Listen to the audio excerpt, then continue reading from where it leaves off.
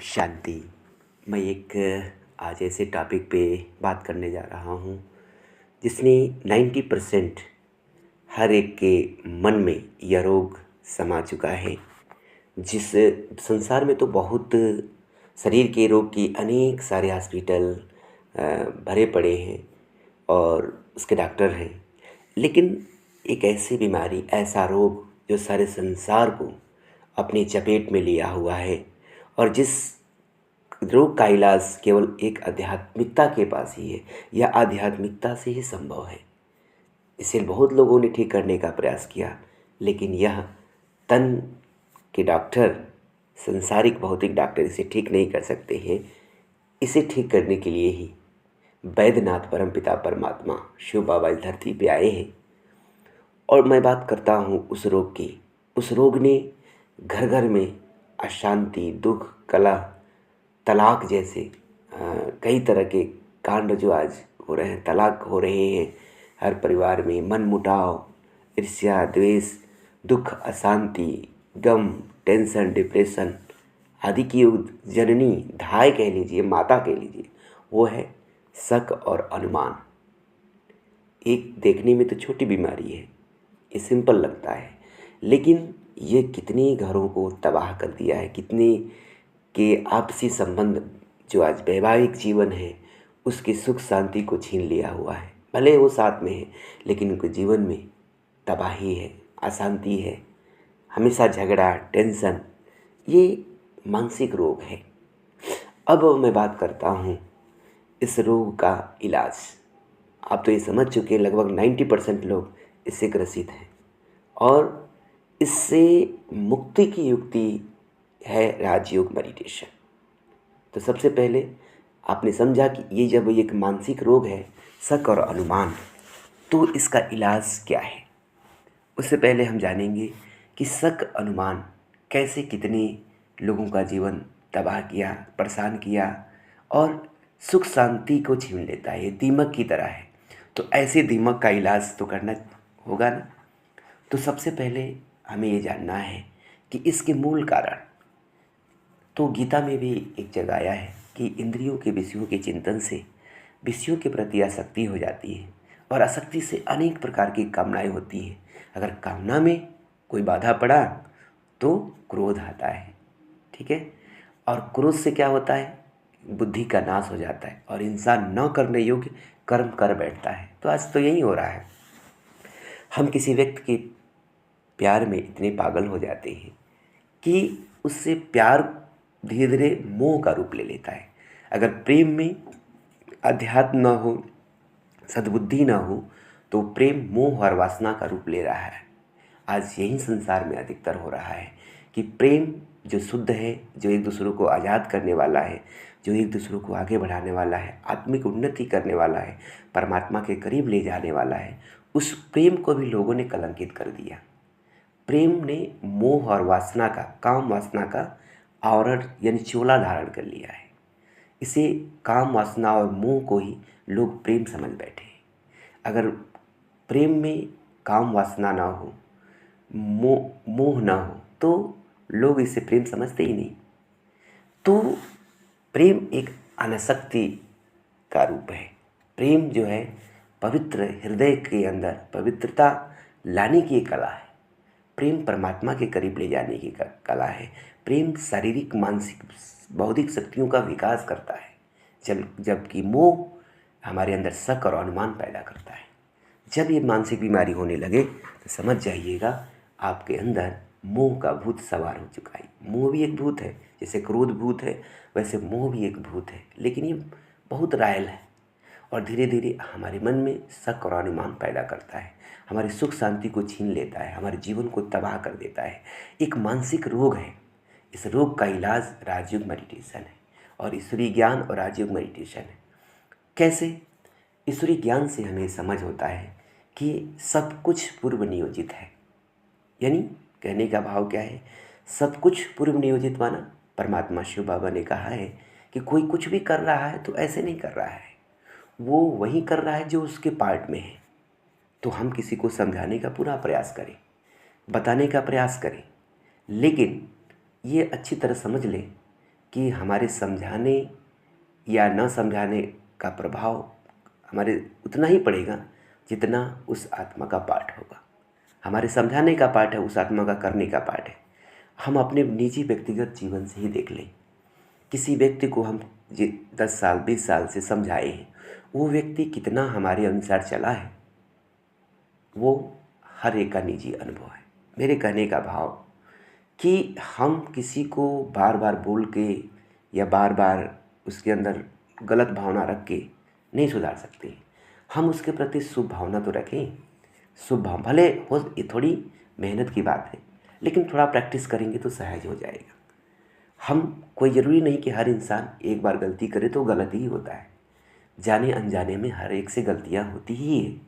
तो परमात्मा शिव बाबा कहते हैं कि हर एक के प्रति शुभ भावना, शुभकामना रखो, क्योंकि हमारी शुभ भावनाएं हमको लाभ देगी। पहले मान लीजिए किसी पे हम गलत शक और अनुमान करते हैं, गलत कोई शक करते हैं, हम समझ लीजिए वो व्यक्ति वैसा ही है, तो फिर क्या करेंगे आप? आपका जीवन तो और तबाही हो जाएगा।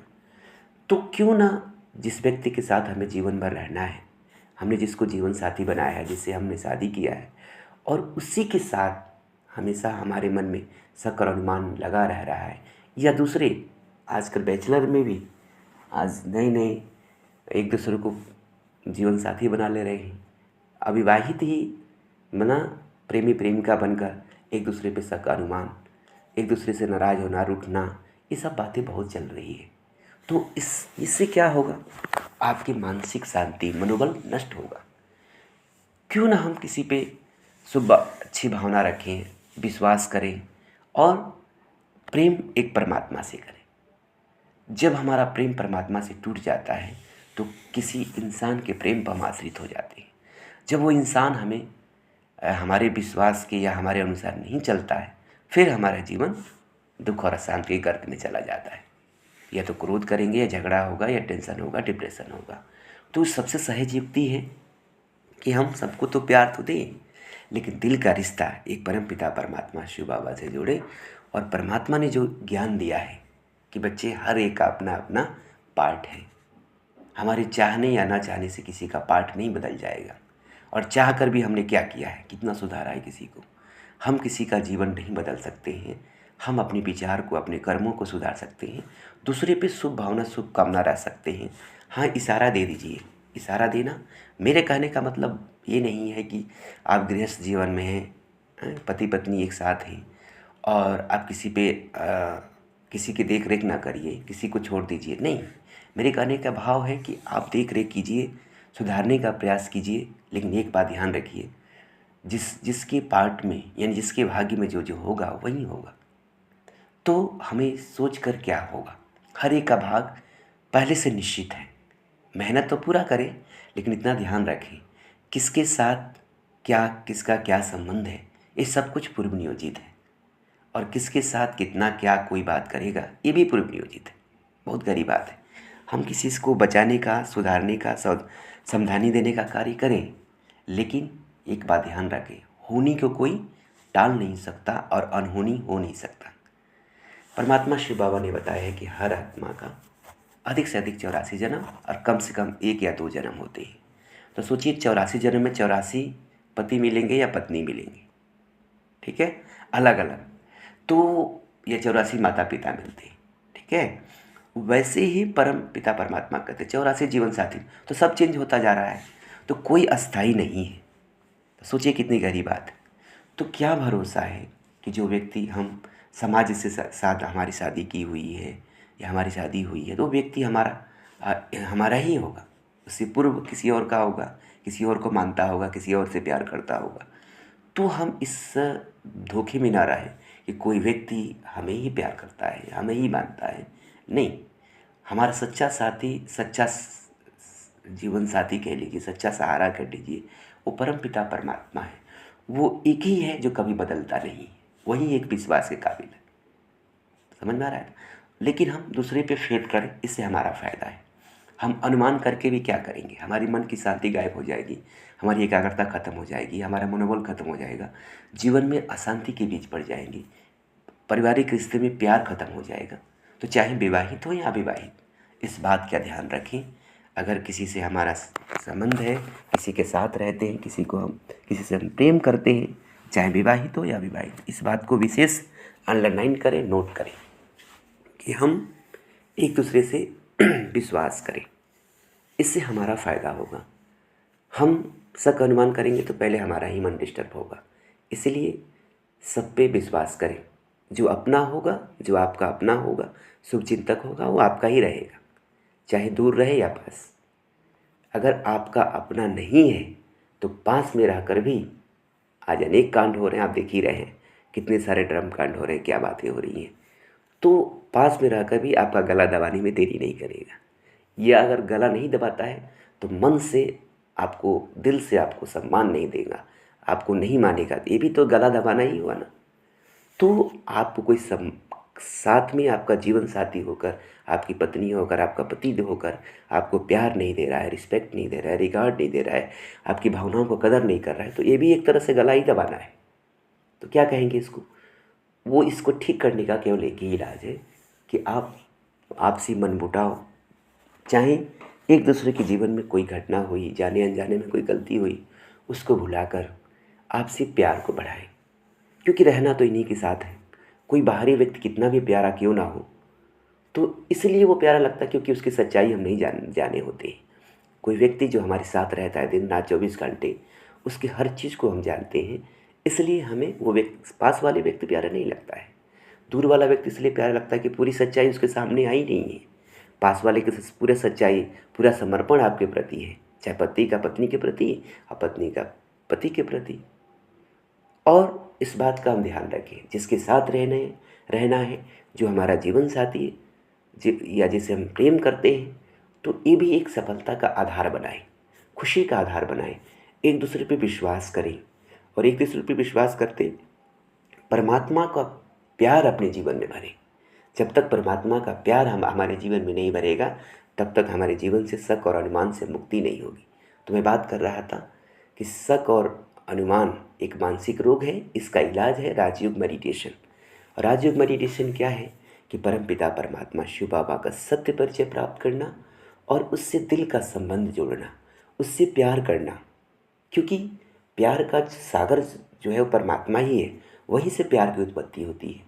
कोई व्यक्ति कितना भी प्यारा क्यों ना हो, भले वो पत्नी नहीं हो हमारी या पति हो, वो सदा साथ नहीं निभा सकता है। सदा काल का सहारा, सच्चा सहारा, अंतिम सहारा एक परमपिता परमात्मा शिव बाबा ही हैं। उसकी याद से ही हमारे जीवन से जो जितने भी मानसिक रोग हैं, चाहे शक हो चाहे अनुमान हो, वो निकल जाएगा। चाहे आप अविवाहित हो या विवाहित, अगर आपके जीवन में शक और अनुमान आ गया है, इसका मतलब कि आपको मानसिक रोग हो गया है। इसका इलाज राजयोग मेडिटेशन और ईश्वरीय ज्ञान परमपिता परमात्मा शिव बाबा ब्रह्मा कुमारी बहनों के माध्यम से प्रतिदिन जो ईश्वरीय ज्ञान सुनाते हैं, वो ईश्वरीय ज्ञान से हमारे अंदर सद्बुद्धि जागृत होती है और नकारात्मक विचार, शक, अनुमान, ईर्ष्या, द्वेष, घृणा, नफरत, जो ये मानसिक रोग हैं, ये हमारे ख़त्म होने लगते हैं। और दूसरी बात, जब हमारे सद्बुद्धि आ जाती है तो हमारा सद्विवेक, सद्बुद्धि परमात्मा से जुड़ जाती है।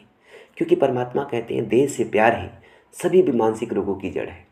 हम आत्मा से प्रेम करें, भले वो पत्नी है, वो आत्मिक स्नेह हो, आत्मिक प्रेम हो, तो हमारे अंदर से जो भी मनोविकार है, चाहे ईर्ष्या हो, द्वेष हो, शक हो, अनुमान हो, जो आज जीवन को तबाह किए हुए हैं, वो ख़त्म हो जाएगा और हमारा जीवन अस्थायी सुख, गहन शांति और परमानंद से भरपूर हो जाएगा। तो उम्मीद करता हूँ कि यह 16 मिनट का वीडियो आपके जीवन को 16 कला संपन्न बनाए, संपूर्ण निर्विकारी बनाए और अनेक प्रकार के मानसिक रोगों से मुक्ति दिलाए।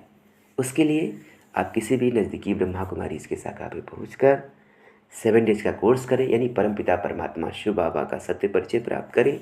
इसके लिए मात्र आपको आधे घंटे का समय देना है, यानी 3.5 घंटे। सोचिए एक फिल्म के बराबर।